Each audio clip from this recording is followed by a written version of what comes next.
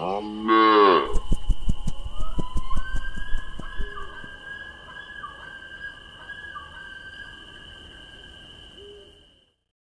আজকের গল্পটি প্রাপ্তবয়স্ক ও প্রাপ্তমনস্কদের জন্য।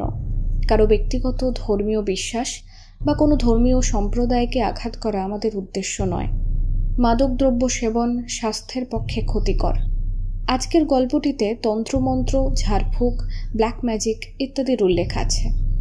ট্যাঁসগুরু কিন্তু এসব ব্যাপারে বিশ্বাসী নয়। শ্রোতাদের কাছে অনুরোধ, আপনারাও সংস্কারমুক্ত মন নিয়ে গল্পটি শুনবেন ও উপভোগ করবেন। নমস্কার, আমি প্লাবিতা। আমাদের আজকের গল্প পরিবেশনায় আপনাদের সকলকে স্বাগত। আজ আপনারা শুনবেন পিয়া সরকারের লেখা ত্রয়ী সিরিজের দ্বিতীয় গল্প নিশিগন্ধা। গল্পটি প্রথম প্রকাশিত হয় আদতে আনারি 2018 বইমেলার সংখ্যায়। পিয়া সরকারের লেখা বেঙ্গল ট্রয়কা পাবলিকেশন থেকে প্রকাশিত বিশাসন, নিহত হওয়ার আগে ও পরে বইগুলি পাঠক মহলে অত্যন্ত সুপরিচিত। গল্পের প্রধান চরিত্রে রয়েছে সুপ্রতীক, দেবাঞ্জন, প্রাণতোষদা ও বিজলি। শুরু হতে চলেছে পিয়া সরকারের লেখা নিশিগন্ধা।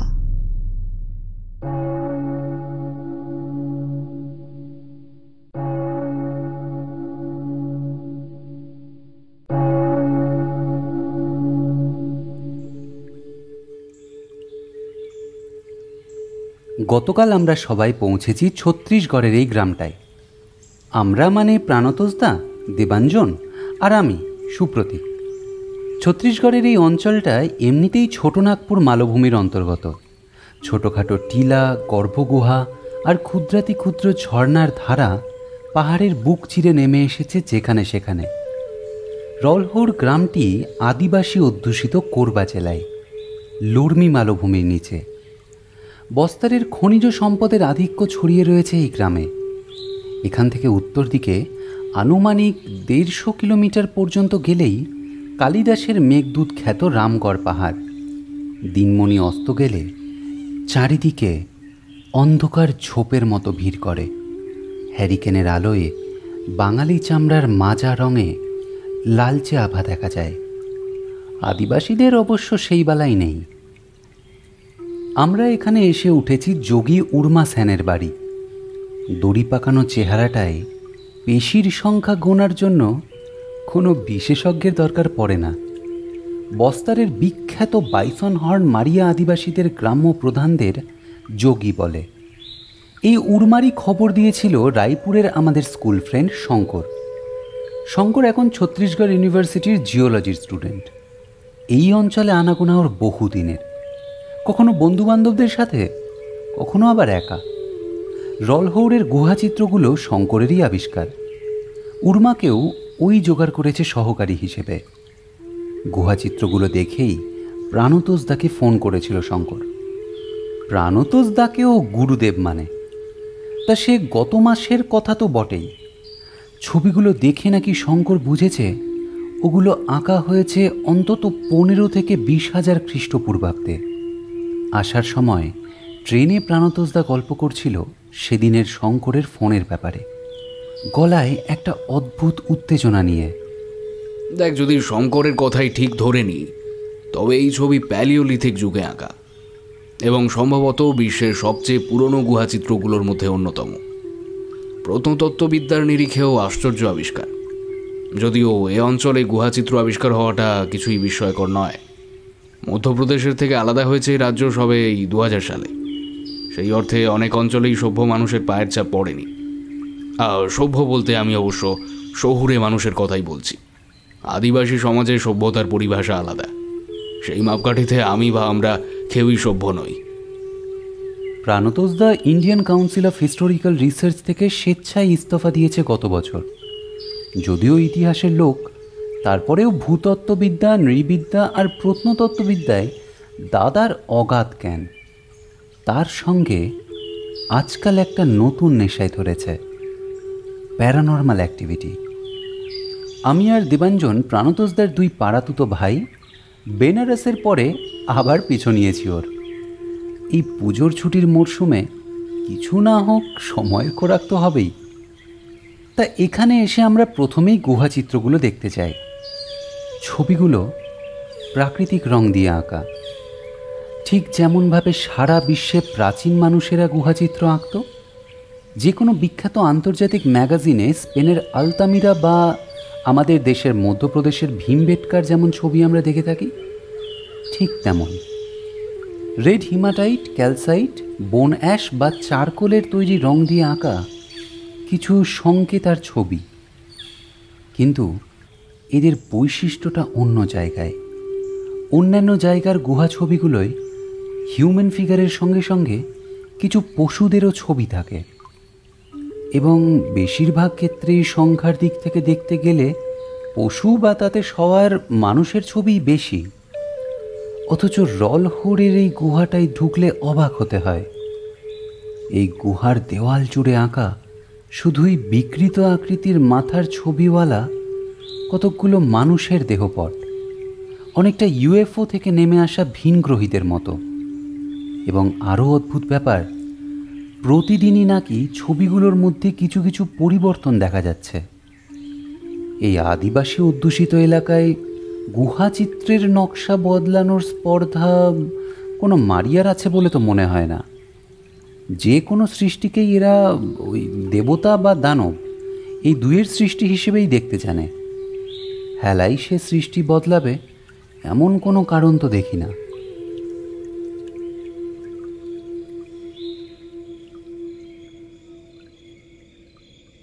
গুহা থেকে ফিরে উর্মার সাথে কথা হচ্ছিল এই ব্যাপারে আজ সন্ধ্যায়।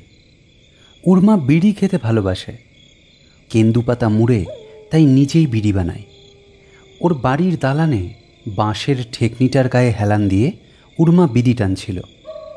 লর্মি মালভূমির শীর্ষে যে ঘন জঙ্গল রয়েছে তার মধ্যে থেকে মাঝে মাঝেই জান্তুব আওয়াজ ভেসে আসছে।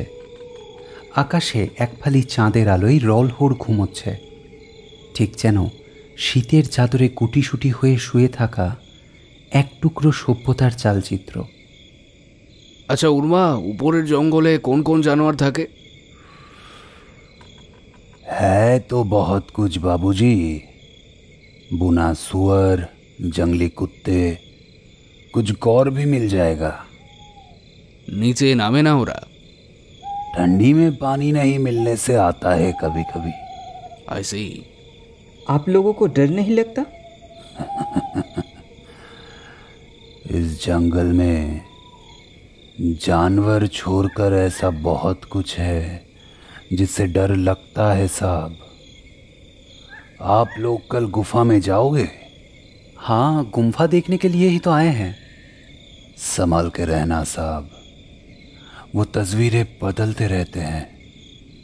कोई जिन विन का काम होगा शायद। शंकर साहब को भी तो बोला था मैंने। কাল তুমি আমাদের সঙ্গে যাচ্ছ তো?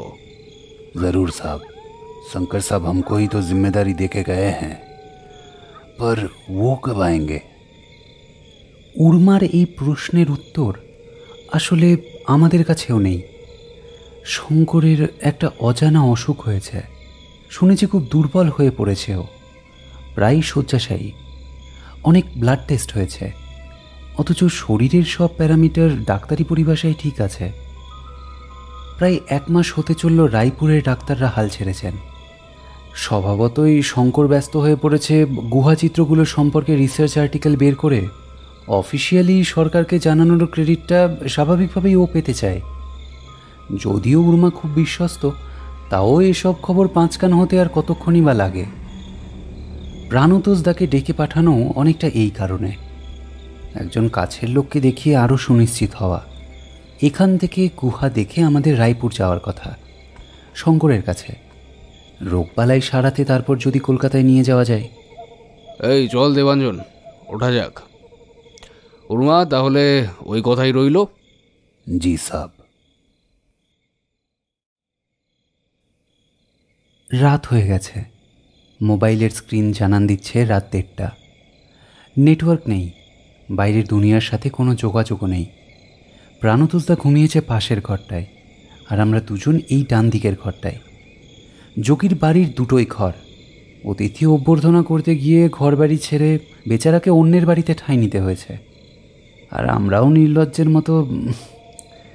অবশ্য কী আর করা যাবে, প্রবাসে ভদ্রতা নাস্তি।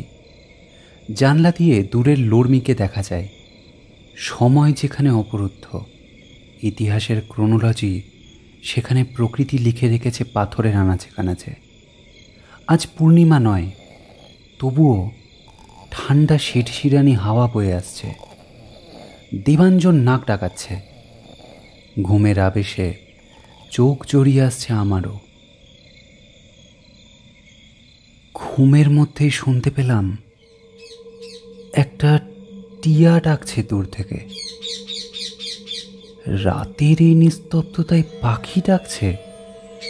চাঁদের আলো যেন স্রোতের মতো জানলা দিয়ে যোগী সেনের ছোট্ট ঘরটাকে ভাসিয়ে নিয়ে যাচ্ছে। আমার শরীর যেন ঘুমের আবেশে হালকা হয়ে গেছে। একটা একটা মিষ্টি ফুলের গন্ধ পাচ্ছি। শরীর হালকা অথচ ইন্দ্রিয় ভারী, টান টান অঙ্গ প্রত্যঙ্গ, মাথাটাও ভার হয়ে আছে। হঠাৎ দেখি উর্মার বাড়ির পেছন দিক দিয়ে একটা নদীর সরু ধারা বয়ে চলেছে, আর আমি তার পাড়ে বসে আছি। একে নদী না বলে ঝোড়া বলা যায়। লর্মির ওপারে ছাই মেশানো গোলাপি আভা দেখা দিয়েছে। এই পারের সব কিছু দৃশ্য আর অদৃশ্যের মাঝামাঝিতে অবস্থান করছে। পাথুরে জমির বুক চিরে নদীর কলকল শব্দ শুনে এই নির্জনে অখণ্ড নিশ্চুপতায় মনে হচ্ছে যেন কোনো লাস্যময়ী পূর্বরাগের হাসিতে আহ্বান করছে আমায়। এ কি অদ্ভুত অনুভূতি! ঝোড়ার জল স্বচ্ছ কাচের মতো। কালো গ্রামে পৌঁছে এই জলেই মুখ ধুয়েছি। আজ তাই এক মনে তাকিয়ে আছি স্রোতের দিকে। ছোট্ট ছোট্ট বুদবুদেরা ফেনা কাটছে ধারে ধারে। কুয়াশার মতো কি যেন স্বচ্ছ আবরণে ঢাকছে নদীর মুখ। এক পলকে দেখলে মনে হচ্ছে সেই আবরণ যেন কাঁপছে অনবরত। এটা কি ধোঁয়ার ভেতর দিয়ে কেঁপে ওঠা অপর পারের দৃশ্য? দেখলাম কুয়াশারা যেন ধীরে ধীরে ঘন হচ্ছে এক জায়গায়, জমাট বাঁধছে। একটা একটা অবয়ব তৈরি হচ্ছে কি? চোখ জোরে জোরে কচলিয়ে আবার তাকাই। রাতে ঘুম না হলে হ্যালুসিনেশন হয় কিনা তা প্রাণতোষদাকে জিজ্ঞাসা করতে হবে। কিন্তু না, হ্যালুসিনেশন নয়। দিব্যি দেখছি কোনো নারী শরীরের কোমর থেকে ধীরে ধীরে বুক পর্যন্ত তৈরি হয়ে চলেছে আমার সামনে। ঠিক বলে বোঝাতে পারা আমার ক্ষমতায় নেই। অবয়বটা প্লেন ফিগার, অর্থাৎ কিনা 2 ডাইমেনশনাল। মানব শরীরের 3টে ডাইমেনশনের একটা অনুপস্থিত। দেহের স্থূলতা। দেখলাম শরীরটা যেন হাওয়ায় ভাসছে। তীব্র বিস্ময় আর ভয়ে চিন্তা শক্তি কাজ করছে না আমার। চোখের পাতা অর্ধেক খোলা। আবার সেই গন্ধটা নাকে আসছে আমার, আর সেটা আসছে ওই ওই নারী শরীর থেকে। খুব মিষ্টি গন্ধটা, অনেকটা নেশার মতো মিষ্টি। মদ না খেয়েও মাতাল করার ক্ষমতা রাখে এই গন্ধ। মনে হচ্ছে ছুটে চলে যায়, আঁকড়ে চাপটে ধরি ওকে, তারপর নিষ্পেষিত হই দুজনে দুজনের শরীরে। বাঁশির মতো কোনো একটা সুর পাচ্ছে কানে, মৃদু কিন্তু একটা না। নিজের অজান্তেই কখন পায়ে পায়ে এগিয়ে গেছি নদীর দিকে। ছাই রঙের শরীর, হালকা আবছায়া, যেন অনেকটা টিস্যু পেপারে মোড়া। আর সেই শরীর আমায় ডাকছে। লাস্যময়ীর চোখ আধা খোলা। চোখ উঠিয়ে দৃষ্টি হানলে মনে হয় আমি চলে যাব। কানে বাজা বাঁশির শব্দ সামান্য থেমে থেমে এবার এবার ছন্দে বাজতে থাকে। সুরটায় কি যেন কি বলছে শব্দ জুড়ে জুড়ে। মনে হয় বুঝতে পারছি আমি। বলছে,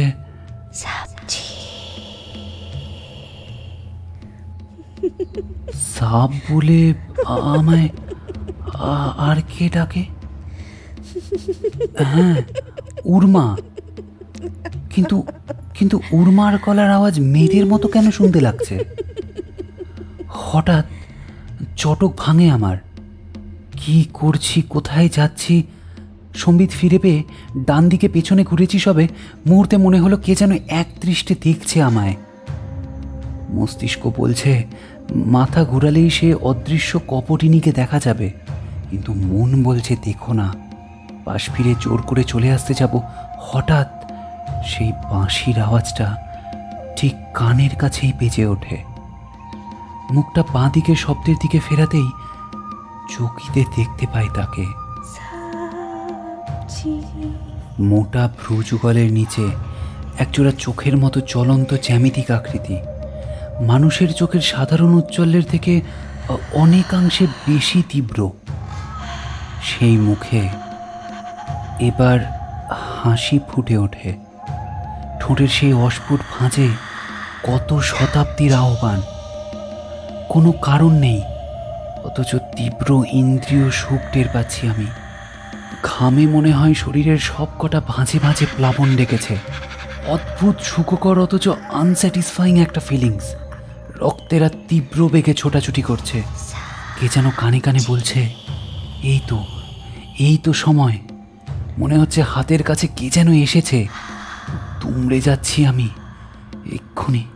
এক্ষুনি যেন চাই তাকে। আর পারছি না। মাথার মধ্যে কিসের যেন বিস্ফোরণ, মনে হয় এক্ষুনি ফেটে যাব উত্তাপে।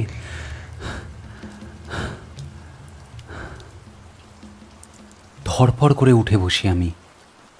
চোখ মেলে দেখি দেবাঞ্জন আর প্রাণতোষদা আমার মুখের দিকে তাকিয়ে আছে উদ্বিগ্নভাবে। সকালবেলার মাথার অস্বাভাবিক যন্ত্রণাটা উধাও। চারিদিকে তাকালে বোঝা যায় উর্মার ঘরের বিছানাতেই শুয়ে আছি। অবাক লাগে আমার। আমায় কে আনলো? কোথা থেকে? কি বলছিস? তখন থেকে ঘুমের ঘোরে চেঁচিয়ে যাচ্ছিস। তোর ঘুম ভাঙানোর চেষ্টা করছি আমরা দুজনে মিলে কখন থেকে, জানিস? বারবার থাবড়িয়ে তারপর চোখ মেললি। দেবাঞ্জনের কথার কোনো উত্তর দিলাম না। উঠে বসে ঘুম মেরে খানিকক্ষণ বসে প্রাণতোষদার দিকে তাকাই। দাদা চিন্তিতভাবে তাকিয়ে আছে আমার দিকে। রাতে দেখা স্বপ্নের কিছুই যেন মেলাতে পারছি না। এরকম অজাগতিক অনুভূতি এর আগে কোনো দিন হয়নি আমার। এ অসম্ভব দৃশ্য রচনা শুধু স্বপ্নেই হয়েছে। এমন অসাধারণ কল্পনা শক্তি কোশমিনকালেও আমার ছিল বলে তো জানা নেই। এখন খুলে বললে দেবাঞ্জন খিল্লি করবে। এই কি হয়েছে তোর? Did you feel something unusual? কেন? না তো, কিছু হয়নি। খানিকক্ষণ আমার দিকে তাকিয়ে প্রাণতোষদা উঠে জানলার ধারে গেল। Debanjan, Supratik, I had some precognition. খুব স্পষ্ট একটা দৃশ্য বারবার আমাকে তাড়া করছে, যেন বহু বছর ধরে চোখের সামনে সেই ঘটনা ঘটতে দেখেছি। প্রিকগনিশন? পূর্বজ্ঞান? না, প্যারাসাইকোলজিতে প্রিকগনিশন মানে হলো, আচ্ছা চল তোদের একটা গল্প শোনাই। গল্পটা মনে হয় তোদের জানাও থাকতে পারে। বলো। 30-এর দশকে, বুঝলি, এক French Romanian painter Victor Bruner হঠাৎই কিছু অদ্ভুত ছবি আঁকতে শুরু করেন। ছবিগুলো বেশিরভাগই তার নিজের পোর্ট্রেট, কিন্তু অতি ভয়ঙ্কর। সবকটা ছবিতেই তার এক চোখ খোবলানো, তার থেকে গড়িয়ে পড়া রক্তধারা ভাসিয়ে দিচ্ছে গাল। সেই রক্তের রং এত জীবন্ত যে দেখে মনে হয় সত্যিই বুঝি কেউ তার চোখ খুবলে নিয়েছে। Out and out dark painting. একবার দুবার নয়, গোটা 17 বার শিল্পী তার নিজের পোর্ট্রেট এইভাবে এঁকেছেন। কেন আঁকছেন এর কোনো উত্তর তার কাছে ছিল না। শুধু তুলি ধরলেই সেই ক্ষতবিক্ষত চেহারাটা তাকে তাড়া করতো যেন। সাররিয়ালিস্ট পেন্টিংয়ের জনরায় ব্রুনার বেশ কতগুলো ছবি আঁকেন। দ্য লাস্ট জার্নি বা দ্য মেডিটেরেনিয়ান ল্যান্ডস্কেপের ছবিগুলোতে শিল্পী কতগুলো মনস্টার আঁকেন, মস্তিষ্কবিহীন বিকট আকৃতির। চোখের জায়গা থেকে বেরিয়ে এসছে অদ্ভুত শিং, আর তাদের হাতের তালুতে ধরে রাখা অক্ষিগোলক। ফ্যাট ফেটিয়ে তারা চেয়ে আছে দর্শকের দিকে। এরপর প্রায় 7-8 বছর পর ব্রুনার তার সঙ্গীদের সাথে শুঁড়িখানায় যান। সেখানে সামান্য বিষয় নিয়ে তার সঙ্গীদের মধ্যে ধস্তাধস্তি হয়। দুপক্ষের হাতাহাতি থামাতে যান ব্রুনার। ইতিমধ্যে এক সঙ্গী অপরজনকে খুন করার জন্য ওয়াইনের বটলটা ভেঙে সরু স্টেমটা তার দিকে চালিয়েছে। ব্রুনার মাঝখানে পড়ে যান। স্টেমটা তার চোখে এফোড় ওপড় হয়ে যায়। সেই অবস্থায় তাকে যারা দেখেছে তারা বলেছে অবিকল নাকি তার নিজে নাকা পোর্ট্রেটের মতো দেখতে লাগছিল ব্রুনারকে। ব্রুনার এক চোখ হারান এবং ভবিষ্যতে কোনোদিন সেলফ পোর্ট্রেট আঁকার কোনো প্রচেষ্টা তিনি করেননি।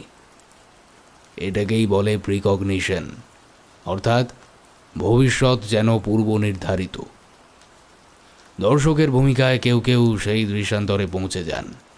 এইরকমই একটা কিছু হয়েছিল না আব্রাহাম লিঙ্কনের সাথে? হ্যাঁ দেবাঞ্জন, ঠিকই বলেছিস। মৃত্যুর কয়েক রাত আগে দেখা একটা স্বপ্ন, তাতে উনি দেখেন রাষ্ট্রীয় পতাকায় মোড়া একটা মৃতদেহকে শান্তিরা গান স্যালুট দিচ্ছে। স্বপ্নে উনি জিজ্ঞাসা করছেন তাদের এ কার মৃতদেহ শোয়ানো হোয়াইট হাউসে। শান্তিরা উত্তর দিচ্ছে আজ তাদের প্রেসিডেন্ট নিহত হয়েছে, গুপ্ত হত্যাকারী মেরেছে প্রেসিডেন্টকে। এই স্বপ্নের কথা লিঙ্কন তার স্ত্রীকে বলে গিয়েছিলেন। তোমার কি প্রিকগনিশন হলো প্রাণতস্তা? পরশু এখানে আসার পর থেকেই হচ্ছে, তোদেরকে বলিনি। একটা ফ্ল্যাশের মতো গুহাটার ছবি দেখতে পাচ্ছি।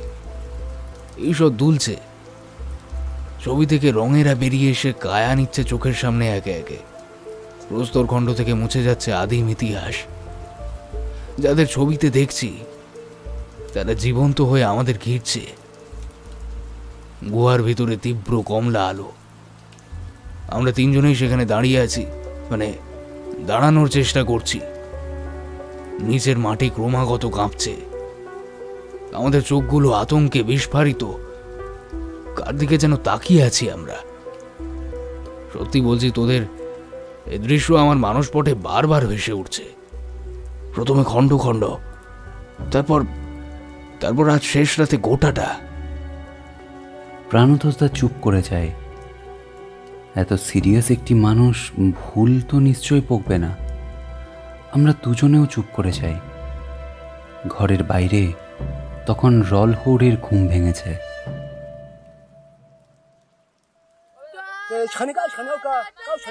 আদিবাসী পুরুষ মহিলাদের আওয়াজ পাওয়া যাচ্ছে বেশ জোরেই। বাইসন হর্ন মারিয়া পুরুষদের শিরস্ত্রাণের মতনই কাজ করে বাইসনের শিংজোড়া। ইদানিংকালে শিকার নিয়ন্ত্রিত হওয়ার ফলে আর বাইসনের সংখ্যা কমে যাওয়ায় আধুনিক মারিয়া সমাজ গরুর শিংয়ের শিরস্ত্রাণেই কাজ চালাচ্ছে। আধুনিকতার বলি ঐতিহ্য হয়তো পৃথিবীর সব জায়গাতেই, তবে যোগী উর্মা সেনের শিংটি কিন্তু একেবারে আসল। তাতে রং বেরঙের কারিগরি, বিবিধ কোলাকৃতি দানার মতো পাথর দিয়ে সাজানো। উর্মার শরীর আজ রোদের আলোয় ছলকাচ্ছে। 50-এর উপরে বয়স, কিন্তু শারীরিক ক্ষিপ্রতায় আমাদের 30-এর শরীরকে 10 গোল দেবে। উর্মার হাতে একটা লম্বা লাঠি, কোমরের সাথে বাঁধা তালপাতার বাস্কেট। ওর সাথে আজ গুহায় যাওয়ার কথা আমাদের। আর একটা নতুন জিনিস খাওয়াবে বলেছে আমাদেরও, লাল পিঁপড়ের চাটনি। লম্বা লাঠিটা দিয়ে সামনের মহুয়া গাছটায় দুবার খোঁচাতেই একটা লাল বন্য পিঁপড়ের বাসা থ্যাপ করে ওর ঝোলায় এসে পড়ল। ব্যাস, আজ রাতের খাবারে লাল পিঁপড়ের চাটনি বাঁধা। মারিয়াদের মেয়েরা ঐতিহ্যগতভাবে ঊর্ধ্বাঙ্গ অনাবৃত রাখে। আজকাল অবশ্য নতুন প্রজন্মের নারীরা ব্লাউজ পরছেন, তাও বেশিরভাগ রমণী সাবলীলভাবে ঊর্ধ্বাঙ্গে কোনো কাপড় পরেন না। অসংখ্য রূপোর বা রং বেরঙের মালায় এরা নারী দেহের সর্বশ্রেষ্ঠ অঙ্গের শোভা বাড়ান। কোমর আবৃত একখানি সাদা কাপড়ে। স্বীকার করতে লজ্জা নেই, দিনের আলোয় এদের নিঃসংকোচ চলাফেরা দেখলে আমাদের তথাকথিত সভ্য সমাজের নারী শরীরকে আবৃত রাখার বহুবিধ প্রথা অসার লাগে।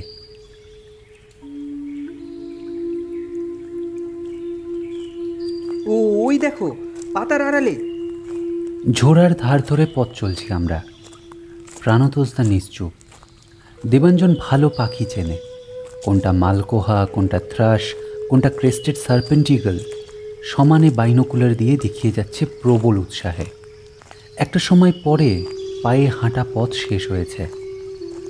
একটা সাইরেনের মতো শব্দ ভেসে আসছে আশপাশ থেকে। দেবাঞ্জন বলে, আরে ওটা সিকাডা নামের একটা ঝিঝি পোকার ডাক, আমাদের ডুয়ার্সেও আছে। বস্তারের গহীন অরণ্যে প্রবেশ করেছি আমরা। জমির ঢাল উঁচু থেকে উচ্চতর হচ্ছে। উর্মা অবলীলায় দুই হাতে ঝোপঝাড় সরিয়ে এগিয়ে চলেছে। এই উর্মাকে শঙ্কর কিভাবে পেয়েছিল জানি না, তবে রতনে রতন চেনে সেটা বেশ ভালোই বুঝতে পারছি। অবশেষে কতক্ষণে যে পৌঁছবো জানি না। উর্মাকে জিজ্ঞাসা করলে শুধু হাত দিয়ে উপরে দেখায়। এই পথ স্যাঁতস্যাঁতে, সূর্যের আলো প্রায় ঢোকে না বললেই চলে। নির্ঘাত আশেপাশে কোথাও ঝর্ণা আছে, কেমন কনকনে শীতল ভাব চারধারে। প্রাণতোষদার ভুরু কেন জানি না কুঁচকে আছে। হঠাৎ উর্মা থামে, ডান দিকে তাকায়। ওকে অনুসরণ করে আমরাও তাকাই। মাটি থেকে প্রায় 1.5 হাত উঁচুতে 2 হাত চওড়া একটা গুহার মুখ দেখা যাচ্ছে। বোঝাই যাচ্ছে অতীতে গুহামুখ অনেক বড় ছিল। এখন দীর্ঘদিনের আবহ বিকারের ফলে শিলাগুলো ক্ষয়ে রেগলিতে পরিণত হয়েছে, অর্থাৎ মাটি তৈরির আগের স্টেজ। সেই রকমই বেশ কয়েক পরত রেগলিত জমে আছে গুহামুখে। হাঁচড় পাঁচড় করে উর্মা গুহামুখ দিয়ে ভেতরে ঢোকে। প্রাণতোষদা আর আমরাও ওর পেছন ধরি।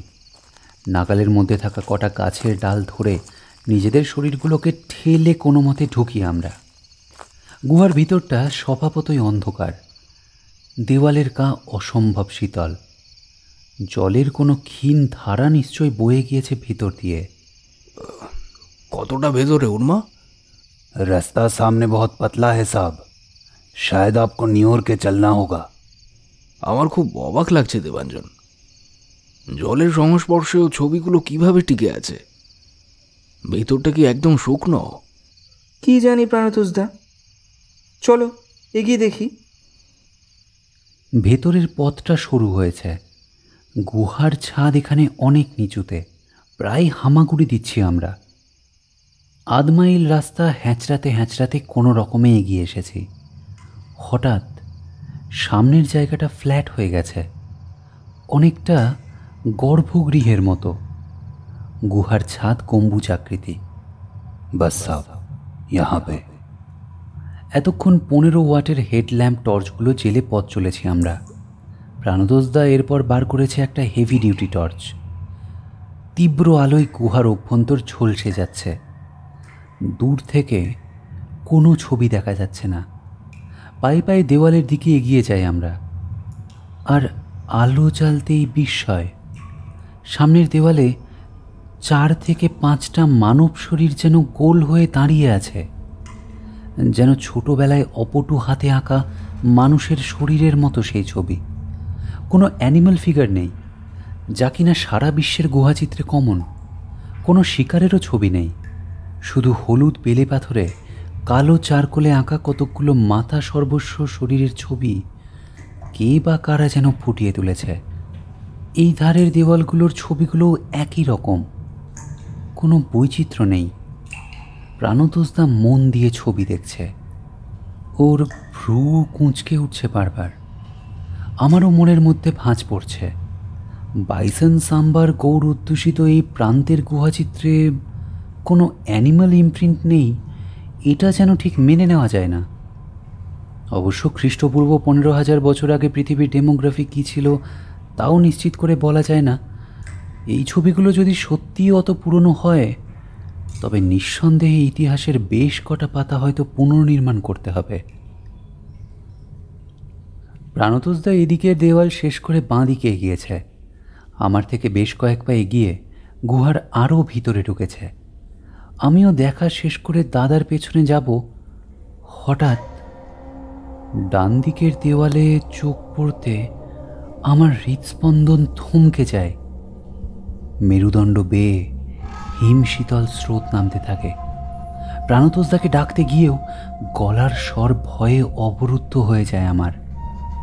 সামনের দেওয়ালের ছবিগুলো, এই কিছুক্ষণ আগে টর্চের আলোয় যাদের দিব্যি দেখেছি, এখন চোখের সামনে দেখছি ছবিগুলো দ্রবীভূত হচ্ছে যেন ধীরে ধীরে। লাল রঙের হেমাটাইটে রাঙানো ছিল ছবির কিছু অংশ। পরিষ্কার দেখছি লাল রঙের পরিধি সমানে বাড়ছে। হিউম্যান ফিগারগুলোর কালো মাথা যেন যেন গুলে যাচ্ছে সেই কালো রঙে। ছোটবেলার জল রঙে ছবি আঁকতে গিয়ে যেভাবে একটা রং আরেকটাই মিশত, ঠিক সেইভাবে হঠাৎ করে সেই বাঁশির সুরটা বাজছে আবার, যেন যেন কোনো রমণীর শীষ। মৃদু থেকে তীব্র ঝনঝন করছে আমার কানের ভিতর। আচ্ছন্ন হচ্ছি আমি, বুঝতে চাইছি, কিন্তু কিন্তু কিছুই বুঝতে পারছি না। ছবিগুলো দ্রুত মিলিয়ে যাচ্ছে। গুহার ভেতরটা গুমট। একটা একটা পচা গন্ধ পাচ্ছি। নিঃশ্বাস বন্ধ হয়ে আসছে আমার। বাঁচতে চাওয়ার তীব্র আকাঙ্ক্ষায় সর্বশক্তি দিয়ে চিৎকার করে উঠি, প্রাণতোষদা! গুহার নিস্তব্ধ আঁধার কেটে প্রাণতোষদার দ্রুত পায়ের আওয়াজ শুনতে পাচ্ছি। যেন যেন টাইম ট্রাভেল করে আসছে সে আওয়াজ আমার দিকে। গুহার ভেতরটা কাঁপছে।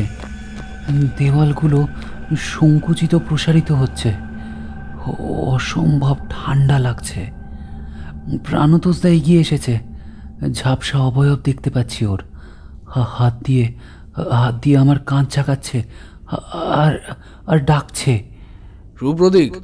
এই কি হলো সুপ্রতীক? নিজের নামের প্রতিটা শব্দের অনুরণন হচ্ছে যেন কানে। হাত বাড়িয়ে অন্ধের মতো প্রাণতোষদাকে চাপটে ধরি আমি। আর আর তক্ষুনি ম্যাজিকের মতো সব কিছু আগের মতো হয়ে যায়। গুহার কাঁপুনি, সেই বিচিত্র বাঁশির শব্দ, সব সব থেমে যায় পলকে। এত কাছে আছে প্রাণতোষদা যে তার হৃদস্পন্দন আর নিঃশ্বাসের ভারী আওয়াজ পাচ্ছি। আমাকে আঁকড়িয়ে ধরে প্রশ্ন করছেন, এই সুপ্রতীক, ঠিক আছিস তো? কি হয়েছে? আমি কোনো রকমে বলতে পারি, প্লিজ বাইরে চলো। টানেলের সরু পথটা পেরোতে সময় লেগেছিল প্রায় ৪৫ মিনিট মতো। বাইরের সূর্যের আলো গুহামুখ থেকে প্রবেশ করছে। মনে হচ্ছে যেন কতকাল পরে বাইরের পৃথিবীতে শ্বাস নেব। কিন্তু উর্মা আর দেবাঞ্জন, এতক্ষণের উত্তেজনায় খেয়াল হয়নি ওরা কোথায়। আমাদের সাথে গুহায় ঢুকেছিল তো ঠিকই, কিন্তু তারপর দেওয়াল চিত্রের জায়গায় ওদের আর দেখিনি।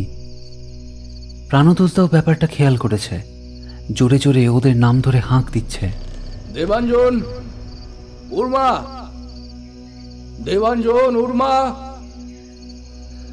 গুহার ২.৫ ফুট সরু টানেলের মধ্যে প্রাণতোষদার ডাক আবর্তিত হচ্ছে, কিন্তু ওদের কোনো সাড়া নেই। সুপ্রতীক, মনে হচ্ছে কিছু একটা অঘটন ঘটেছে। এতক্ষণে হামাগুড়ি ছেড়ে আবার উঠে দাঁড়িয়েছি। নিজের শরীর ঠেলে গুহামুখ থেকে বের হওয়ার পালা। গুহাতে কোথাও দেবাঞ্জনরা নেই। এবার বাইরে দেখব, কিন্তু বাইরেও যদি না পাই। জানি না কেন মনটা অসম্ভব কু গাইছে। বাইরে বেরিয়ে হাঁ করে দাঁড়িয়ে আছি। কিছুক্ষণ আগে গুহার মধ্যে যা দৃশ্য দেখলাম তার আতঙ্ক ছাড়িয়ে এখন অসহায়তা চেপে ধরেছে আমায়। বেলা পড়ে আসছে। আজ গুহাভিযানে বেরোতে অনেকটাই দেরি হয়েছিল। ঘড়ি জানান দিচ্ছে এখন বেলা 3টে। নভেম্বরের দ্বিতীয় সপ্তাহ, দিন এমনিতেই ছোট। তারপর এই ঘনান্ধকার জঙ্গলে আর কিছু সময় পরে নিজেদের মুখগুলোকেও আর দেখা যাবে না। ভাগ্যিস টর্চগুলো আছে। ব্যাক প্যাকেটে বাকি 2টো বিস্কিটের প্যাকেট। জল প্রায় শেষ। প্রাণতোষদা সামনের পাথরটার উপর বসে আছে। খানিক আগেও বেদম চেঁচিয়েছে ওদের নাম ধরে। আচ্ছা, তুই কি গুহায় কিছু দেখেছিলি? কোনো গন্ধ বা কোনো অস্বাভাবিক শব্দ? ভাবলাম এইটি আদর্শ সময়। কাল রাতের স্বপ্ন থেকে শুরু করে আজকের গুহাচিত্রের হঠাৎ মিলিয়ে যাওয়া, সবটাই খুলে বললাম প্রাণতোষদাকে। তুই আগে বলিসনি কেন? আমার মনে হলো হয়তো শারীরিক উত্তেজনায় এসব দেখেছি। না না না সুপ্রতীক, ভুল করেছিস তুই। আচ্ছা, তোর ইন জেনারেল এই ধরনের উত্তেজনা এত ইন্টেন্স হয়? না, মানে আমি প্রথমেই সন্দেহ করেছিলাম। কি নিয়ে? মানে আমি তো তোমাকে কিছু বলিনি। বলবো, কিন্তু এখন দেবাঞ্জনকে খুঁজে বার করতে হবে। চল নিচে যাই, লোকজনদের ডেকে আনি। রাত হয়ে গেলে কেউ আর এই টঙে উঠবে না। কিন্তু ওদেরই তো সর্দার, তাকেও তো পাচ্ছি না। ওদের কিছু ধর্মবিশ্বাস আছে, সেটা জানিস তো। ঠিক ধর্মবিশ্বাস বলা যাবে না হয়তো। অরণ্যের প্রতি বশ্যতা আর শ্রদ্ধাটাকে ওরা কটা রিচুয়ালসে বেঁধে ফেলেছে। হয়তো সংস্কারী, কিন্তু শেষ পর্যন্ত যদি তলিয়ে ভাবিস তো বুঝবি এইগুলোর জন্যই অরণ্য বেঁচে আছে। সূর্যাস্তের পরে আদিবাসীরা অরণ্যে ঢোকে না। ওরা জানে এই সময় অরণ্যের নিজস্ব সময়। অরণ্য রাতে যৌবনবতী হয় বলে মারিয়ারা বিশ্বাস করে। অরণ্য চির যৌবনা। রাতের বেলা একান্তই অরণ্যের ব্যক্তিগত প্রসাধনের সময়। এই সময় তাই অনধিকার প্রবেশ করতে নেই। কিন্তু প্রাণতোষদা, যদি যদি দেবাঞ্জনকে আর উর্মাকে না পাওয়া যায়? লোকাল থানায় খবর দিতে হবে। ছবিগুলো দেখে কি বুঝলে? ছবিগুলো স্বাভাবিক নয়। এর থেকে বেশি এখন কিছু বলবো না। সকালের যে রাস্তাটাকে মোহময় পান্না সবুজ সুন্দরী প্রকৃতির মোড়কে মোড়া সহজ সরল লেগেছিল, অন্ধকার ঘনিয়ে আসায় এখন তাকেই অন্যরকম লাগছে। চাপ চাপ অন্ধকার যেন ঝোপে ঝাড়ে লুকিয়ে আছে। এই অঞ্চলের ফরেস্ট গার্ডের বালাই নেই। মারিয়ারাই প্রাণ দিয়ে জঙ্গল রক্ষা করে। শুকনো পাতার উপর দিয়ে আমাদের পায়ের খসখস শব্দে খানিকটা ভৌতিক আবহ তৈরি হয়েছে। দূর থেকে অবরুদ্ধ হুঙ্কারের মতো শব্দ ভেসে আসছে। প্রাণতোষদা পড়ল, ওটা বাইসনের ডাক। আসার পথে 2-4টে কৌড় দেখেছিলাম। শিংগুলো বাইসনের মতো না হলেও বেশ ছুঁচলো, অর্ধচন্দ্রাকৃতি। মোট কথা, বিপদ বুঝলে আমার নামের উপর অর্ধচন্দ্র বসানোর ক্ষমতা তারা সহজেই রাখে। বস্তারের নিবিড় সবুজ চাঁদোয়া ভেদ করে যেটুকু আকাশ দেখা যাচ্ছে তাতে সামান্য আলো আছে। এইটুকুই ভরসা। আগামী পরশু কালী পূজা, আর কাল ভূত চতুর্দশী। সুতরাং চাঁদের আলো ম্রিয়মান হলুদ। দূরে জলের শব্দ পাচ্ছি। মনে হচ্ছে ঝোড়াটার কাছাকাছি চলে এসেছি। আর একটু এগোলেই গ্রাম।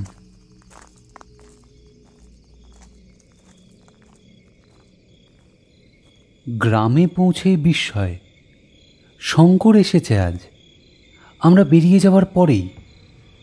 রোগে ভুগে এত চেহারা খারাপ হয়েছে যে চিনতেই পারিনি প্রথমে।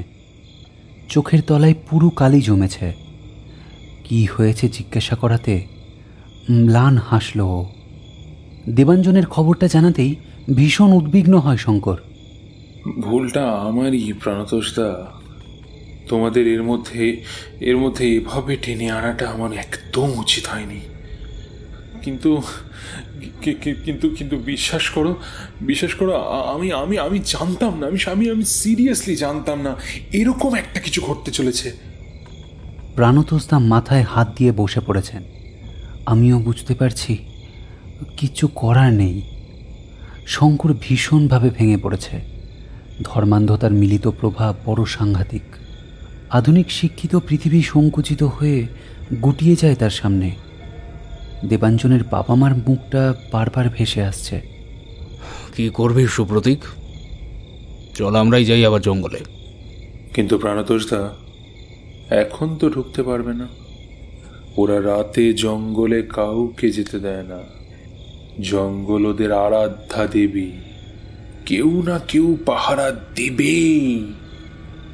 আচ্ছা শঙ্কর, আমাকে একটা কথা বল, তুই গুহাটার সন্ধান কিভাবে পেলি? উর্মার বউ একটা মোমবাতি জ্বালিয়ে দিয়ে গেছে। নদীর দিকে মুখ করে বসে থাকা শঙ্করের মুখে সেই আলোয় বেশ কতকগুলো রং খেলা করছে, খানিক বিতৃষ্ণার, খানিক লজ্জার। না না না প্রাণতোষদা, আমি ঠিক পাইনি। উর্মার কাছ থেকে খবর পেয়েছি। ও আদিবাসী স্বাস্থ্য প্রকল্পের টাকা আনতে রায়পুরে গিয়েছিল, তখন আমাকে জানায় গুহাটার কথা। তারপর এসে সরজমিনে আমিও দেখে যাই। কিন্তু তুই যখন আমাকে ফোন করলি, কই এ কথা তো একবারও জানাসনি। আবিষ্কারকের নামে উর্মার নামটা রাখতি নাকি শুধু নিজেরটাই? প্রাণতোষদার গলায় তীব্র শ্লেষ। শঙ্কর দুই হাতে মুখ ঢাকে। এই লজ্জা পাস না? আচ্ছা, গুহার ছবিগুলোতে অস্বাভাবিক কিছু ধরা পড়েনি তোর চোখে? শঙ্কর অবাক হয়ে তাকায় আমাদের দিকে। আমি ওকে সকালে ঘটে যাওয়া ঘটনার কথা বলি। দেখ, সুপ্রতীকের মতো আমি কিছু দেখিনি, কিন্তু শঙ্কর, এই ছবি প্রাগৈতিহাসিক যুগের আঁকা নয়, হতেই পারে না। ওই ধরনের ছবিগুলোর কিছু বৈশিষ্ট্য আছে। তুই ভূতত্ত্ববিদ্যার ছেলে, এই বৈশিষ্ট্যগুলো তোর চোখে পড়া উচিত ছিল। যে গুহাটায় ছবিগুলো আঁকা, তার বাইরে শিলার অববাহিকায় চোখ পড়েনি তোর? শিলা থেকে রেগুলিত তৈরি হয়েছে কিভাবে?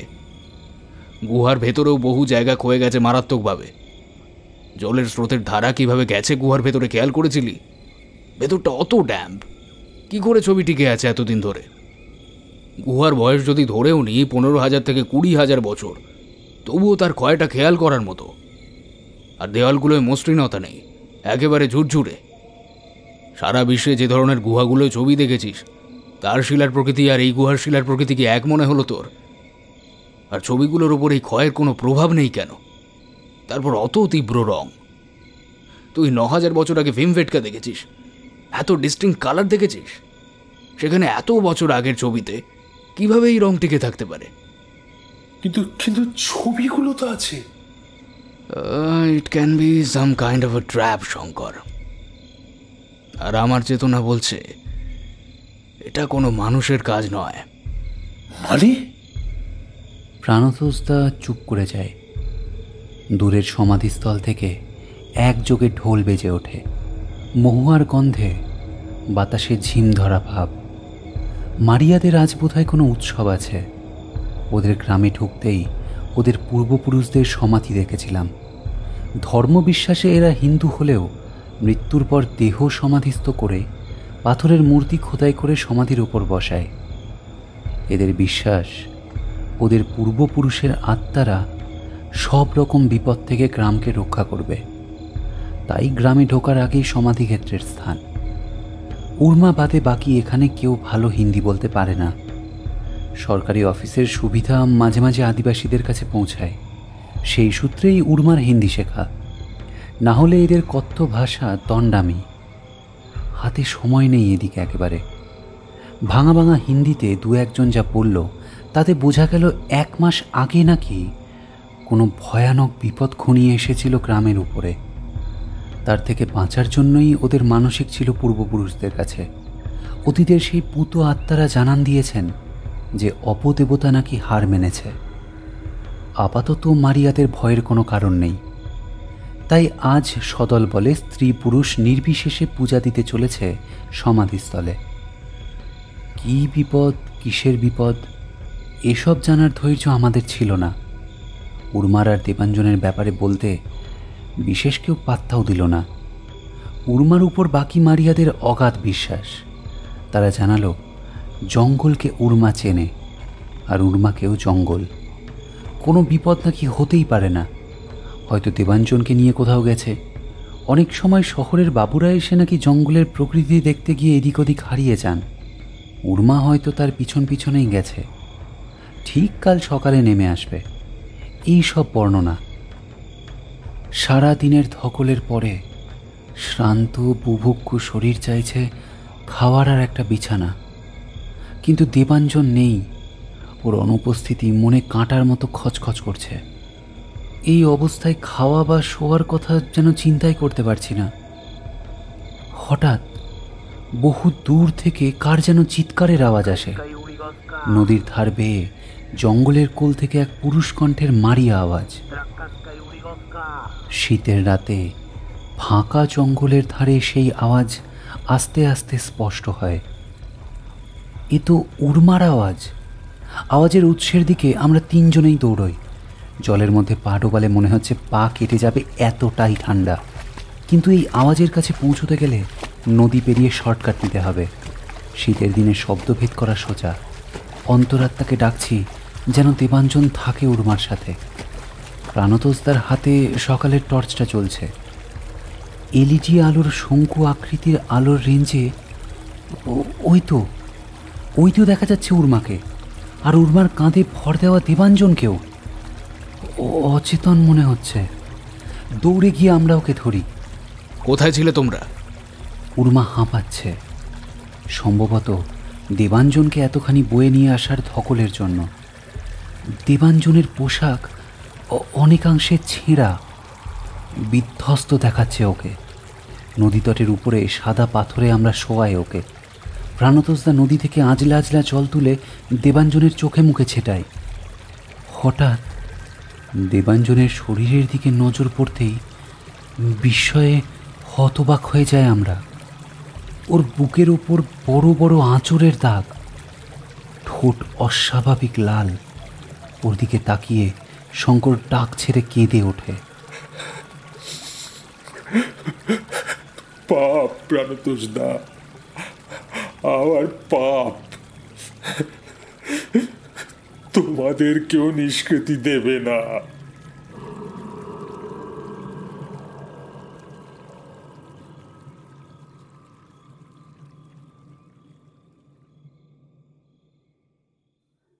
দেবাঞ্জনকে নিয়ে এসে শোয়ানো হলো বিছানায়। এখনও জ্ঞান আসেনি ওর।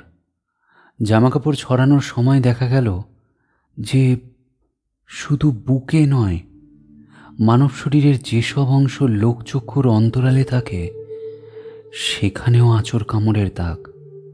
আর আঁচড়গুলোও অদ্ভুত। পাশবিক কোনো তীক্ষ্ণ নখ হলে দেহের পাতলা চামড়া ছিঁড়ে নিশ্চয়ই রক্তপাত হতো। এখানে তা হয়নি। শরীরের ক্ষতের দাগগুলোর টাটকা গোলাপি রং কালচে রূপ নিচ্ছে। ঠোঁটের স্বাভাবিক রং এখনো ফেরেনি। প্রাণতোষদা খুঁটিয়ে খুঁটিয়ে ওকে দেখছিল। শঙ্কর সেই যে নদীর পাড়ে ডুকরে কেঁদে উঠেছিল, তারপর থেকে থম মেরে আছে। উর্মা বসেছিল দরজার ধারে, নিষ্প্রাণ নিষ্পলক চোখের তারা। ও বলছে গুহার ভেতরে কিছু দূর এগোনোর পরই ও নাকি দেবাঞ্জনের ডাক শুনতে পায়। আমরা ততক্ষণে কিছুটা এগিয়ে গেছিলাম। দেবাঞ্জনের কোনো বিপদ হলো কিনা ভেবে ও পিছিয়ে ওর কাছে পৌঁছতে গিয়ে দেখে দেবাঞ্জন গুহায় নেই। আবার ওর নাম ধরে দেবাঞ্জন ডাক দেয়। এবার আওয়াজ আসে গুহার বাইরে থেকে। বাইরে বেরিয়ে ওকে খুঁজতে শুরু করে উর্মা। জঙ্গলের বিভিন্ন প্রান্ত থেকে নাকি ও দেবাঞ্জনের চিৎকার শুনতে পাচ্ছিল। আর তো চিৎকারে নাকি দেবাঞ্জন ডাকছিল উর্মাকে আর আমাদেরকে। তুমি গুহার ভিতরে ঢুকে আমাদের জানালে না কেন? इतना जल्दी सब कुछ हो गया साहब। इतना दर्द था उनकी आवाज में कि मैं सब कुछ भूल गया। मुझे लगा कि कोई भारी मुसीबत हो गया होगा, कोई जंगली जानवर उनको शायद ले गया है। अच्छा, তারপর ওকে পেলে কোথায়? वो गुफा को छोड़कर और 2 मील जंगल में घुसेंगे तो एक झरना मिलेगा, उसी के पास पड़े थे ये बेहोश। 1 घंटे तक मैं इनके ऊपर पानी डालता रहा, फिर जाके इनको होश आया, पर बहुत थक गए थे, पैदल चल नहीं पाए, तो इनको कंधे पे ही मैं उठाकर ले आया, इसीलिए इतना समय लगा साहब। প্রাণতোষদা এক দৃষ্টিতে তাকিয়ে থাকে উর্মার দিকে, চোখে তীব্র অবিশ্বাস। এক দৃষ্টে তাকিয়েই বলে ওঠে, আচ্ছা উর্মা, তোমাদের এখানে অপদেবতার অভিশাপ লেগেছিল? এরকম অভিশাপ? ওই আমাদের তো কিছু বলনি। প্রাণতোষদার প্রশ্নের উত্তরে উর্মা কেমন যেন গুটিয়ে যায়। ঘরের ভিতরে একখানা টিমটিমে আলো। দেওয়ালের আয়নায় উর্মার ঝাপসা প্রতিকৃতি দেখা যাচ্ছে। সহজ সরল মানুষটা কি লুকোচ্ছে আমাদের থেকে? মাথা নিচু করা মানুষটার মনে যে কি চলছে নির্দিষ্ট করে বলতে পারা যায় না। ঘৃণা, ভয়, প্রতিশোধ, নাকি অনুশোচনা, নাকি সবকটাই? তোমরা তার মানে কিছু বলবে না, তাই তো? কি শঙ্কর? শঙ্কর হাঁটুর মধ্যে মুখ গোজে। বেশ, তাহলে আমি বলি, দেখো যদি তোমাদের কিছু মনে পড়ে। বেশিটাই বুঝতে পারছি, কিন্তু মিসিং লিঙ্কগুলো ঠিক আছে, সেটা না হয় তোমরাই ধরিয়ে দিও। সুপ্রতীক, তোর লিলিথের গল্পটা জানা আছে? লিলিথ? হ্যাঁ, স্বর্গের বাগানের প্রথম নারী, আদমের সহচরী। কিন্তু সে তো ইভ। সেটা তো বাইবেলে। লিলিথের উল্লেখ তুই পাবি প্রধানত ইহুদি উপকথায়, অ্যালফাবেট অফ সিরাতে। প্রাণতোষদা, একটু খুলে বলবে? আদমকে ঈশ্বর সৃষ্টি করেছিলেন ইডেনের ধুলো মাটি থেকে, আর ইভকে আদমের বুকের পাঁজরের হাড় থেকে। সৃষ্টিতত্ত্বের নিগূঢ় হিসাব বলে ইভ তাই সরাসরি ঈশ্বরের সৃষ্টি নয়, কিন্তু লিলিথের জন্ম সেই একই মাটি থেকে যে মাটিতে লুকিয়েছিল আদম সৃষ্টির সূত্র। তাই লিলিথও ঈশ্বরের কণা, ঈশ্বরের অন্যতম সৃষ্টি। কিন্তু লিলিথ কিভাবে এই ঘটনাগুলোর সাথে জড়িত? বলছি, এই লিলিথ নাম্নী নারীর সাথেই আদমের প্রথম সহবাসের ইচ্ছা হয়, কিন্তু বিবাদ লাগে সঙ্গমের পদ্ধতি নিয়ে। আদমের অভিপ্সা ছিল যে সঙ্গমের সময় সে সর্বদা আরোহণের অবস্থানে থাকবে, আর লিলিথের স্থান হবে তার শরীরের নিচে। কিন্তু লিলিথ তাতে রাজি ছিলেন না। ফলে স্বর্গ থেকে তিনি পৃথিবীতে নেমে আসেন এবং সম্পর্ক স্থাপন করেন স্যামুয়েলের সাথে। ডেমোনোলজির ভাষায়, যে বিদেহী নারী যৌন জীবনযাপনে নিজেদের শর্ত আরোপ করতে চান তাকে পুরুষ ধরা কামুক লিলিথের সাথে তুলনা করা হয়। কোনো কোনো মতে এদেরকে বলে সাকিউবাস। প্রাণতোষদার মুখের দিকে আমরা সবাই হাঁ করে তাকিয়ে থাকি। প্রাণতোষদা বলতে থাকেন, আসলে কি জানিস, যে স্পিরিটরা মানুষকে আক্রমণ করে তারা সাধারণত অতৃপ্তই হয়। যদি ক্লাসিফিকেশনের দিক থেকে বলিস, তোদের উপর এই আক্রমণগুলো কোনো লিলিথেরই কাজ বলে মনে হচ্ছে। লিলিথ বা সাকিউবাস শুধু যৌন সম্পর্ক স্থাপন করেই ক্ষান্ত হয় না। ওদের মূল লক্ষ্য হচ্ছে মৃত পুরুষের বীর্য থেকে শত শত সন্তানের সৃষ্টি করা। কেউ একাধিকবার এই সম্পর্কের পরে মারাও যেতে পারে, কেউ হয়তো প্রথমবারই। বলতে পারিস যৌন সম্পর্ক এখানে মাধ্যম মাত্র, আসল উদ্দেশ্য হলো শয়তানের বংশবিস্তার। প্রাণতোষদার ব্যাখ্যা শেষ হয়। উর্মা হঠাৎ উসখুস করতে শুরু করে। শঙ্করের মাথা তীব্র বিস্ময়ে উপরে উঠে গেছে। 1 মাস আগে তোমাদের এখানে বেশ কয়েকজন মারা গেছে না উর্মা? আমি সেদিন দেখেছি। তোমাদের সমাধিস্থলে অনেকগুলো, তা প্রায় গোটা 10 মতো নতুন সমাধি। তোমরা তো নতুন সমাধির উপর কই গাছের চারা লাগাও। উর্মার মুখ ভয়ে বিবর্ণ হয়ে যায়। এই তোমাদের অপদেবতার অভিশাপ না উর্মা? তা মুক্তি পেলে কিভাবে? তার মানে দেবাঞ্জনের গায়ে দাগগুলো লিলিথের কাজ? আর আর আমার স্বপ্নগুলো? শুধু তাই নয়, আমার দৃঢ় বিশ্বাস তোদেরও আগে লিলিথের টার্গেট ছিল শঙ্কর, কিন্তু কেন সেটা আমি জানি না।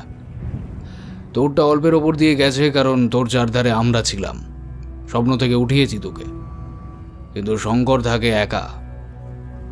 এবার শঙ্করের দিকে তাকাই আমরা। বাইরে হঠাৎ করেই প্রবল বেগে ঝড় উঠেছে। উর্মার বাড়ির ছাদের উপর ঝড়ের পদশব্দ শোনা যাচ্ছে।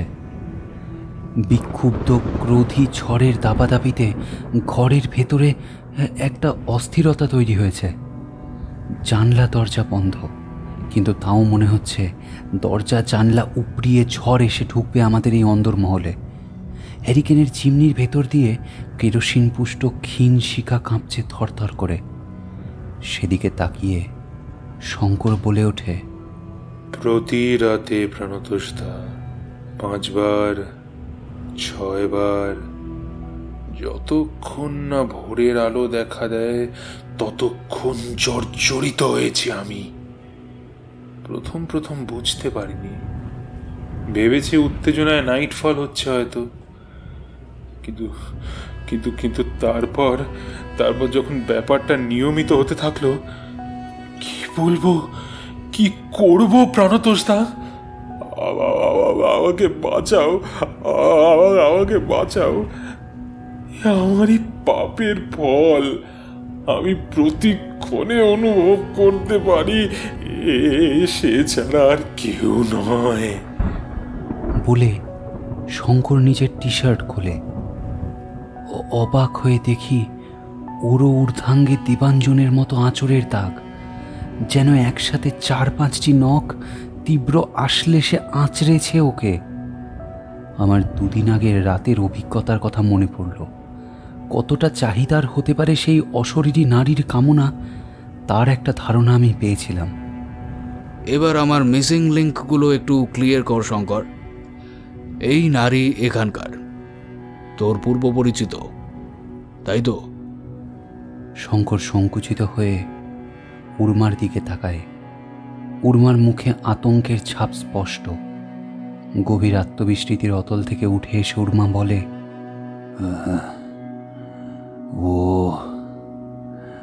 वो मेरी बेटी थी साहब, बचपन से ही अलग। अपने बिरादरी के लड़के यहाँ के नियम उसे नापसंद थे। शहर देखी थी मेरे साथ 1-2 बार, बार बार जाना चाहती थी। शंकर साहब आते थे यहाँ पे स्टूडेंट लोगों के साथ। बिजली को उनसे प्यार हो गया। हम बहुत समझाए उसको, बहुत मना किए, पर वो ना मानी साहब। एक बार जब शंकर साहब मेरे घर में रुके थे, বিশ্বাস করো প্রাণতোষদা, আমার কোনো খারাপ উদ্দেশ্য ছিল না।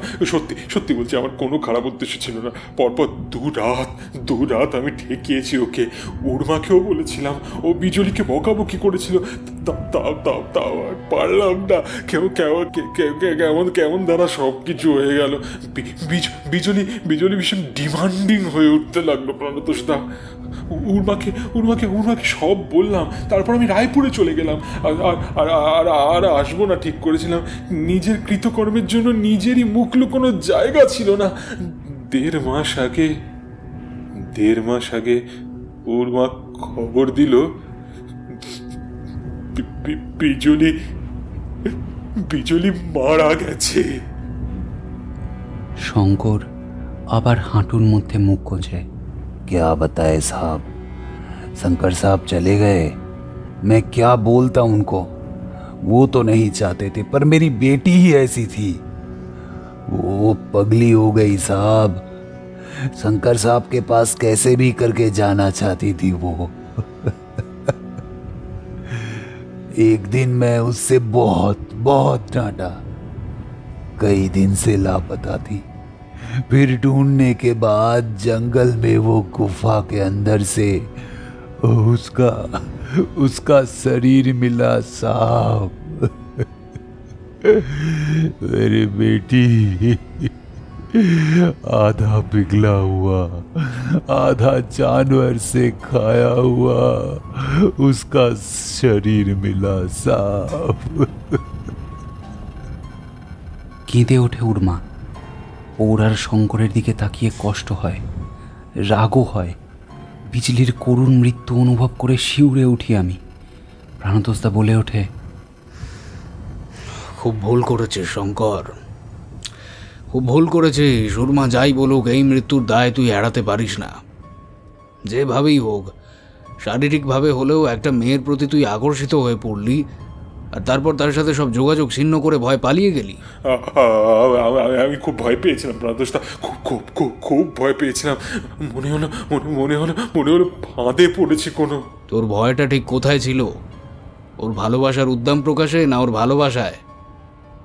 এখন তো আমার মনে হচ্ছে এইসব ফাঁদটা তোর অজুহাত। তুই যেন তেন প্রকারে বেরোতে চাইছিলি এখান থেকে। গুহার ছবিগুলো কি তাহলে? ছবিগুলো আসল নয়, আমার মনে হয় ওগুলো ডেমনিক ক্রিয়েশন।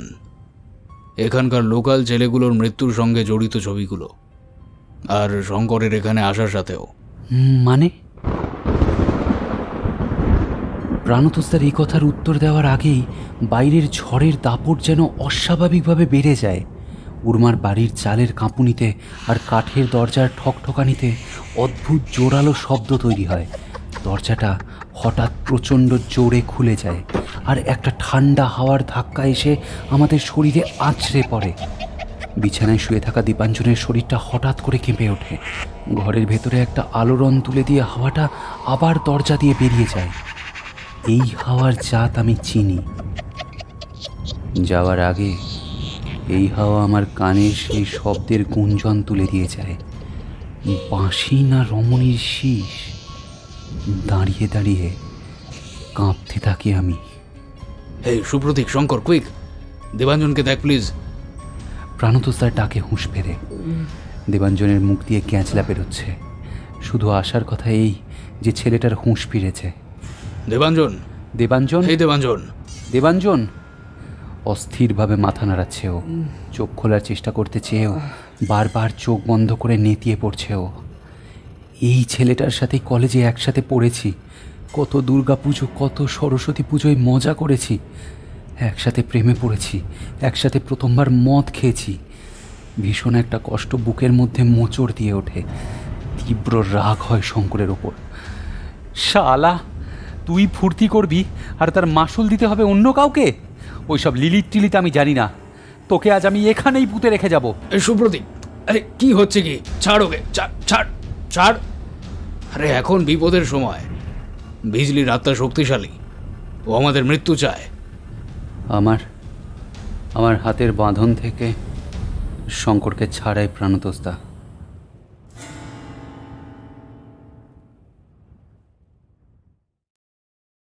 ছোটবেলায় অজস্র ভূতের গল্প পড়েছিলাম।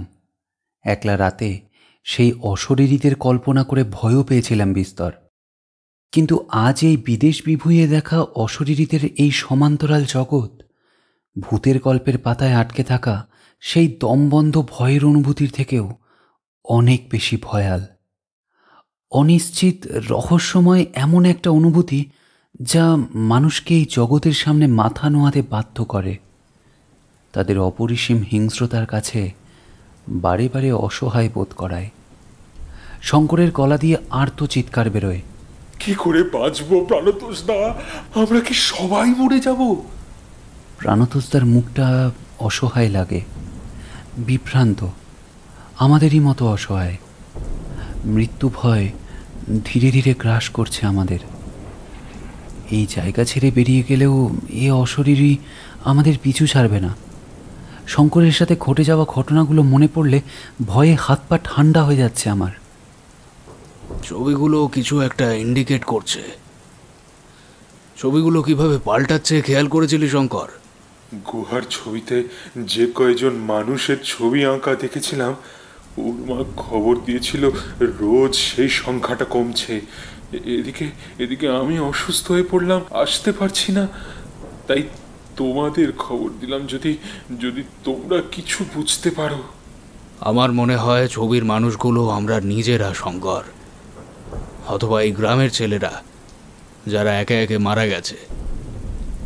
তুই তো হিউম্যান ফিগারগুলোর সংখ্যা গুনেছিলি, হিসেব নিলে হয়তো দেখবি সংখ্যাটা মিলে যাবে। প্রাণতোষদার কথা শুনে আমার সকালের কথা মনে পড়ে যায়। লাল বর্ণের হিমাটাইটের মধ্যে কুলতে থাকা মানুষের শরীর। কিসের বার্তা বহন করে আনে ওরা? নিশ্চিহ্ন হয়ে যাওয়ার? তাহলে কি সেটাই আমাদের পরিণতি? গুহার পথে পা বাড়িয়েছি আমরা 5 জন। কাল কালী পূজা। মারিয়ারাও অদ্ভুতভাবে কাল ওদের আরাধ্যা দেবীর পূজা করে। সে দেবীর নাম কি জানি না, তবে যদি বেঁচে ফিরি তাহলে তার পুজো হয়তো দেখতে পাবো।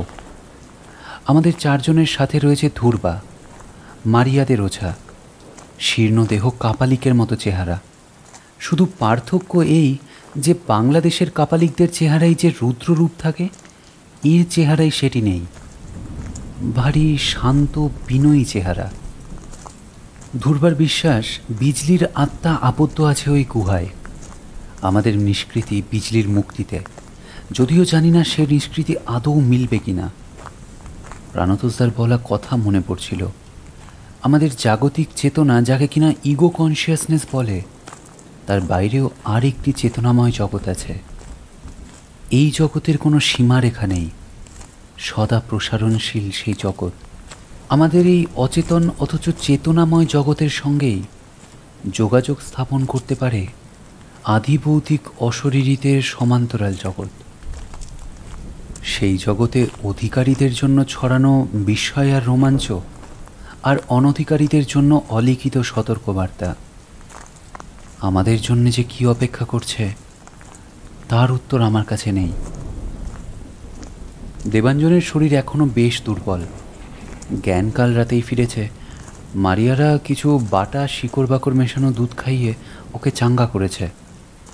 কিছুটা স্বাভাবিক অবস্থায় আসতে ও বলেছে গুহার বাইরে শীষের শব্দ শুনে ও নাকি বাইরে যায় দেখতে, কিন্তু তার পরে কি হয়েছে তা ওর স্মৃতিতে নেই।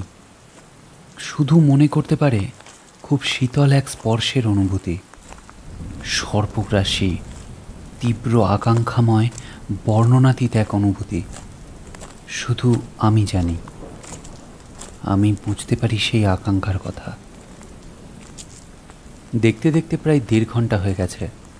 সেই একই পথে চলেছি আমরা আজ। শুধু পার্থক্য এই যে আগের বার গুহা দেখার তীব্র আকর্ষণে ছুটেছিলাম, আর আজ সেই একই গন্তব্য শুষে নিচ্ছে সব শক্তি। বিজলির মৃত শরীরের কথা কল্পনা করছি নিজের অজান্তেই।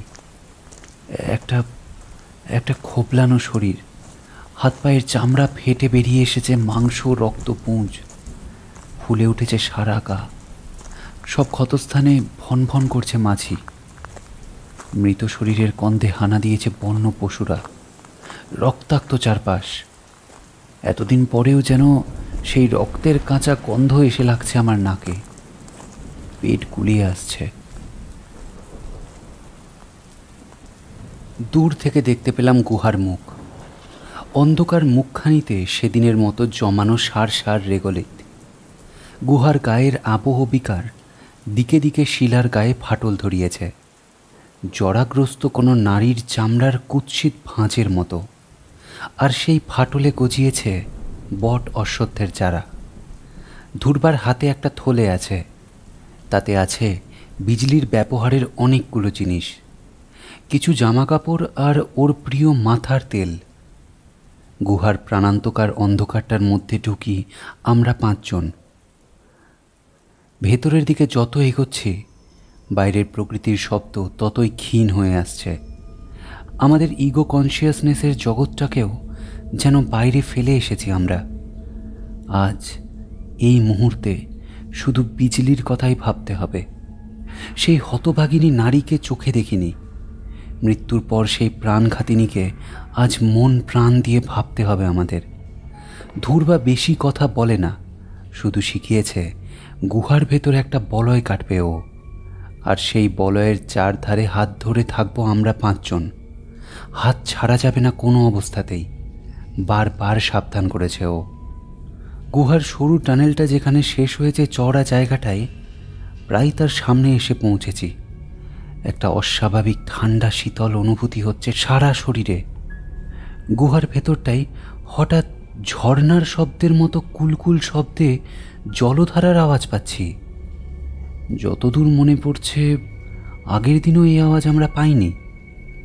যত এগিয়ে যাচ্ছি কুলকুল শব্দের তীক্ষ্ণতা বাড়ছে, যেন একটা ক্ষুব্ধ স্বর কথা বলছে দূর থেকে তীব্র আক্রোশে। জলধারার শব্দ পেরিয়ে সেই রুষ্ট আওয়াজের ভাবোদ্ধার করতে পারছি না। বেলে পাথরের ঝুরঝুরে গায়ে হাত দিলে হাত কেমন ভিজে ভিজে হয়ে উঠছে। আমরা সকলে পা রাখলাম গর্ভগৃহে। প্রাণতোষদার টর্চ জ্বালিয়ে লাইটের বিমটাকে দেওয়ালে ফেলেছে। প্রথমে বাঁ দিকের দেওয়ালে, তারপর ডান দিকে, তারপর সামনের দেওয়ালে। গুহার দেওয়ালগুলো চকচক করছে, যেন তেল রং লাগিয়েছে কেউ ওদের গায়ে। অবাক বিস্ময়ে দেখছি দেওয়ালে কোথাও কোনো ছবি নেই, শুধু সামনের দেওয়ালের মাঝখানটুকু বাদ দিয়ে। কি করে সম্ভব?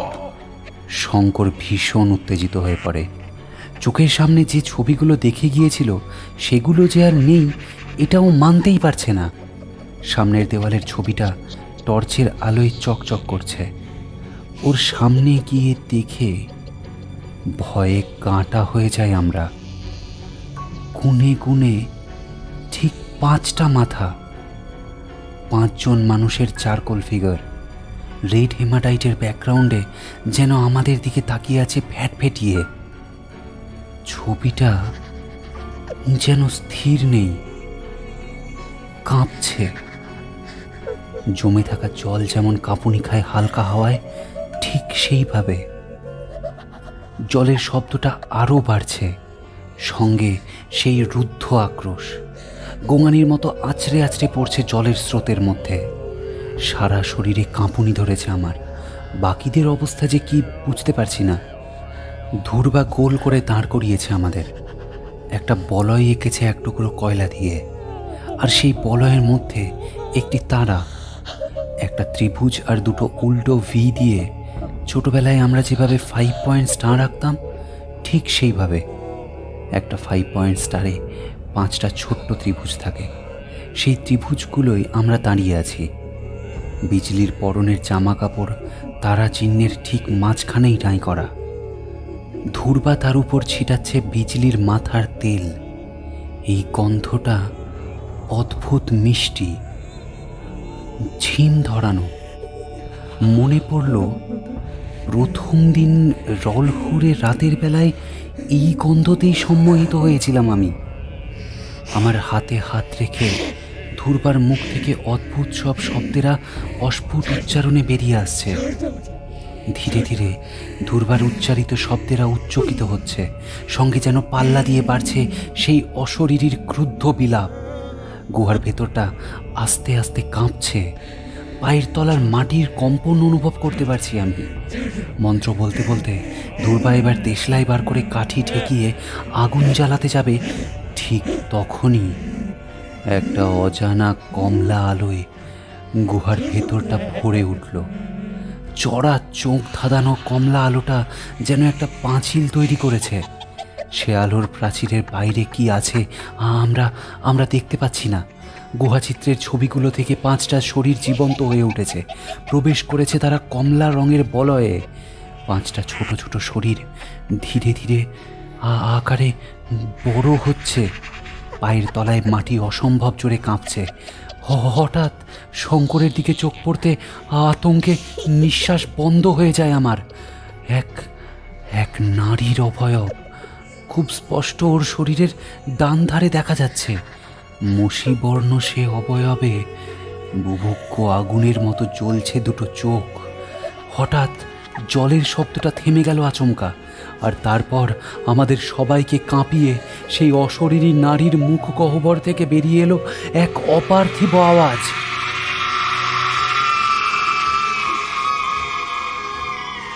তাকে আওয়াজ না বলে গর্জন বলাই ভালো। সেই গর্জনে কানে তালা ধরে যায় আমার। শঙ্করের হাত ধরা ছিল আমার হাতে। অনুভব করতে পারছি ও হাতটা ছেড়েছে। শঙ্করের বাঁদিকে ছিল উর্মা, ওরও হাত ছেড়ে গেছে।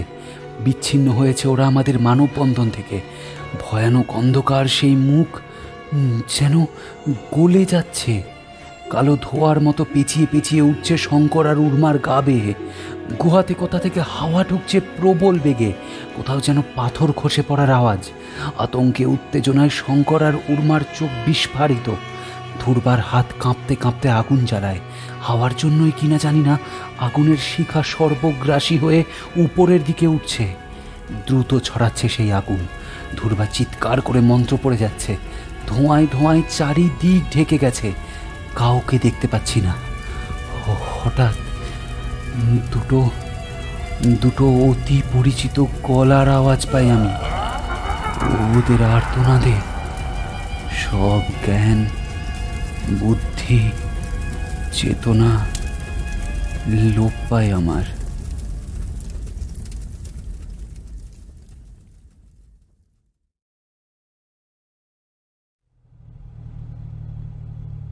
দেবাঞ্জনের চোখের তলায় এখনো কালি। সামনেই বসে বসে ঠুলছে ও। বাইরে অন্ধকার রাত্রি। আসার সময় গাড়িটা দেবাঞ্জন চালিয়ে এনেছিল, এখন চালাচ্ছে প্রাণতোষদা। উর্মাদের গ্রাম থেকে চলে যাচ্ছি আমরা। অবশ্য চলে যাচ্ছি না বলে পালিয়ে যাচ্ছি বলাই ভালো। ধুরবার জন্য ওই গুহা থেকে বেঁচে ফিরেছি আমরা, তবে আমাদের জীবনের মূল্য দিতে হয়েছে। অন্য দুটো জীবনের বিনিময়ে আমাদের জীবন ফিরে পেয়েছি আমরা। শঙ্কর নেই, উর্মাও নেই। গ্রামের লোকেরা গুহা থেকে দুটো বীভৎস পুড়ে যাওয়া শরীর উদ্ধার করেছে। পরনের কাপড় জ্বলে যাওয়া অংশ বাদে বোঝা মুশকিল কোনটা কার শরীর। বাইরের প্রকৃতি এখনো অশান্ত। নলখাগড়ার বনের ভিতর দিয়ে সরু রাস্তায় চলেছে আমাদের গাড়ি। বিশ্বব্রহ্মাণ্ডের এক কোণায় সভ্যতার চক্ষুর অন্তরালে এমন এক ভূখণ্ড পার করে চলেছি যেখানে হয়তো আমরা অনধিকার প্রবেশ করেছিলাম। অন্তহীন রাতের চাঁদোয়ার তলায় মৃত চাঁদের শক্তিতে সেই জগৎ যেখানে বসবাসের অধিকার অরণ্যের আদিম বাসিন্দাদের, সেই জগৎকে হয়তো কলুষিত করেছি আমরা। দূরে উর্মাদের গ্রাম মিলিয়ে যাচ্ছে দৃষ্টিপট থেকে। নলখাগড়ার বনে জোনাকি জ্বলছে নিচ্ছে। সেদিকে তাকিয়েই প্রাণতোষদাকে প্রশ্ন করলাম, উর্মা কি শঙ্করকে ইচ্ছে করে ডেকে নিয়েছিল? প্রাণতোষদা, ও কি জানতো বিজলির আত্মা শঙ্করের প্রতি প্রতিশোধ পরায়ণ? দেখ, আমার মনে হয় উর্মা পুরো ব্যাপারটাই বুঝতে পেরেছিল। একদিকে গ্রামের ছেলেদের মৃত্যু আর অন্যদিকে শঙ্করের প্রতি ওর আনুগত্য, এই দুইয়ের টানা পড়েনে ও বিপর্যস্ত হয়ে পড়েছিল। তাই বারবার নানা অছিলায় আমাদের সতর্ক করার চেষ্টা করেছিল। আর বিজলির ওর বাবার প্রতি এত আক্রোশ, মানে উর্মার বদলে আমরা নই কেন? উর্মার ব্যবহারটা কি খুব নর্মাল লাগলো তোর? মেয়ের ভালোবাসাকে একটা বাইরের লোক হাইপার সেক্সুয়ালিটির নাম দিয়ে দিল, আর বাবা মেয়ের অনুভূতির বা কাতরতার এতটুকু দাম না দিয়ে সেই গল্পটা বিশ্বাস করলো। এমন বকাঝকা করলো যে তাকে আত্মহননের পথ বেছে নিতে হলো। তো সেই মেয়ের বাবার প্রতি আক্রোশ থাকবে না? জিপ থেকে বাইরের দিকে তাকালাম আমি। লড়মির চূড়াটা এখনো দেখা যাচ্ছে। কালো মেঘেরা জমাট বেঁধেছে ওখানে। আক্রোশ, প্রতিহিংসা, জিঘাংসা, এই বিশেষ্যগুলো একান্তভাবে মনুষ্য পদবাচ্য। জঙ্গলের নিয়মের সাথে ঠিক মেলে না। প্রকৃতির বলয়ে থেকেও মানুষের সংশয় তাই বারবার বিপদ ডেকে এনেছে। সংশয় কখনো নিজের প্রতি নিজেরই, অথবা পরিজন পরিবেশের তৈরি করা কৃত্রিম সংশয়। এক দৃষ্টে বাইরের জমাট অন্ধকারের দিকে তাকিয়ে আতঙ্কে আবার শ্বাসরুদ্ধ হই আমি। বিজলির মুখের প্রতিচ্ছবি দেখতে পেলাম যেন, সেই বুভুক্ষু চোখ, যে চোখের আদিম হিংস্রতার আহ্বান কোনো পুরুষকে সম্মোহিত করবে। চোখ কচলে আবার তাকাই আমি। না, হয়তো বা ভুল দেখছি। অন্ধকার ঠেলে গাড়ি এগোতে থাকে রায়পুরের দিকে। সামনের একটা বাঁক, আর তারপরেই লড়মি সরে যাবে দৃশ্যপট থেকে।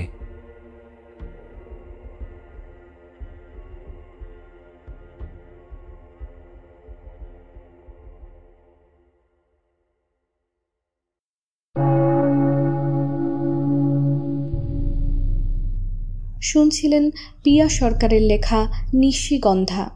সুপ্রতীক ও উর্মার ভূমিকায় সৌভিক, দেবাঞ্জন কৌশিক, প্রাণতোষদার ভূমিকায় তমাল, শঙ্কর ঈশান এবং বিজলির চরিত্রে মঞ্জুরি। গল্পের নাট্যরূপ, ডাইরেকশন ও ব্যাকগ্রাউন্ড মিউজিক দিয়েছে সৌভিক, কভার বানিয়েছে কৃষ্ণেন্দু। আমাদের এই প্রচেষ্টায় পাশে থাকার জন্য অনেক ধন্যবাদ লেখিকা পিয়া সরকারকে। গল্পটি ভালো লেগে থাকলে আমাদের কমেন্ট করে জানান এবং এরকম আরও গল্প শুনতে সাবস্ক্রাইব করুন আমাদের চ্যানেলটিকে। শোনা হচ্ছে পরের গল্পে। কান রাখুন ট্যাশ গরুর চেঁচানিতে।